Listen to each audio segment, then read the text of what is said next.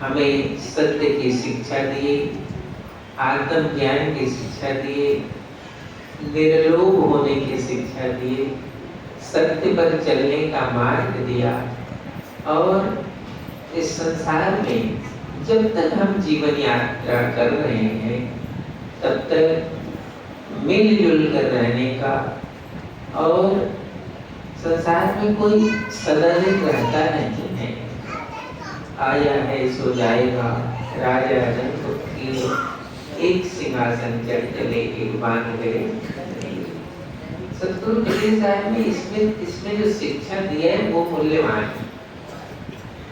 आने वाले को जाना होता ही है, चाहे वो राजा हो, रंग हो, चाहे फकीर हो, इसमें सब आ गए।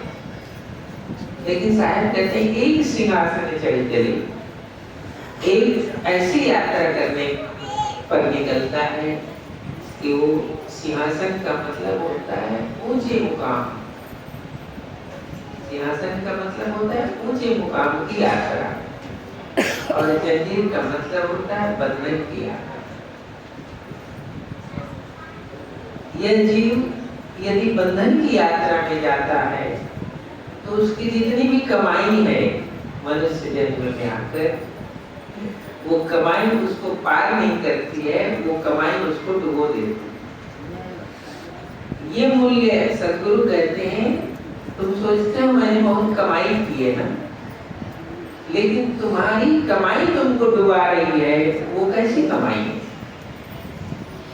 तुम्हारी कमाई तुम्हें पार कर दे, तुम्हारी कमाई तुम्हें तुम्हारे लिए आगे जाने की सीढ़ी बन जाए, ये उपदेश साहब ने।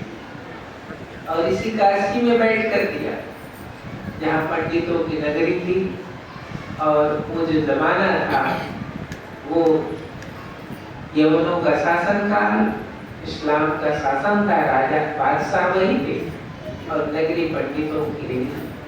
यहाँ बैठ करके सतगुरु कबीर साहब ने ये उपदेश दिया कि तुम्हारी ये जीवन यात्रा में तुम्हारी जाने की जो गति है वो उत्तम करो, वो उत्तम गति को तुम प्राप्त करो और तुम्हें धन्यवाद दे दे। क्या आपने कभी दूसरों को तो धन्यवाद दिया कि आपने ऐसा किया, ऐसा किया?